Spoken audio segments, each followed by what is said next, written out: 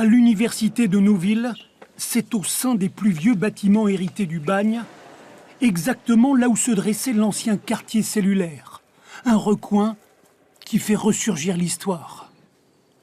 Ici, ce sont des pierres qui ont été utilisées pour la construction des bâtiments du bagne. Et ce sont du coup les derniers vestiges supposés de l'important quartier cellulaire qui se trouvait juste à côté de la caserne des surveillants mariés. Aujourd'hui, c'est un parking. Le vide, là où des centaines de transportés ont subi leur peine.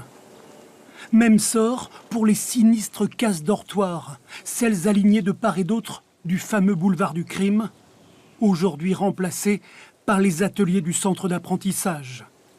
Le pénitencier de l'île Nou a bien failli disparaître avec la fin de la colonisation pénale. À partir de 1897, l'administration pénitentiaire n'envoie plus de nouveaux condamnés en Nouvelle-Calédonie et petit à petit, elle va du coup perdre son emprise sur la Nouvelle-Calédonie. À partir des années 1910, on commence à liquider les bâtiments du bagne de l'intérieur et elle se replie sur l'île Nou.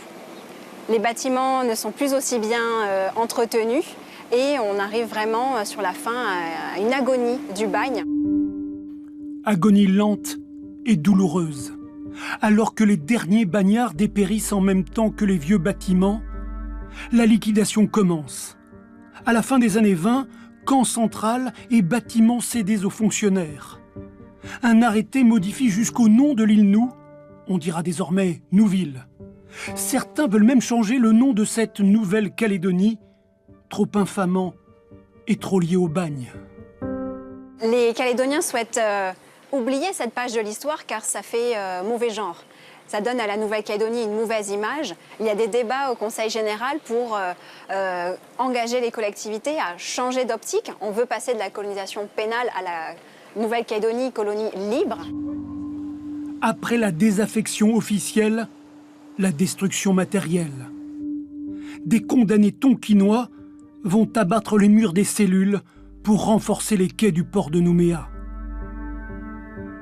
En juin 1939, visite des vestiges avec les derniers pensionnaires vivants.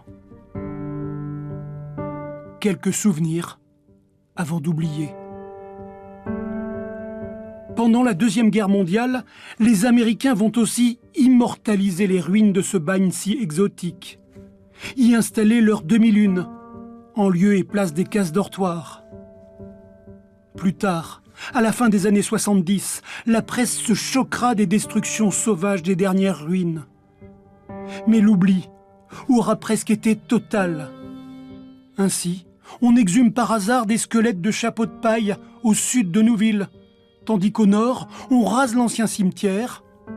Des centaines de bâtisseurs et de pensionnaires du bagne, oubliés dans leur terre d'exil.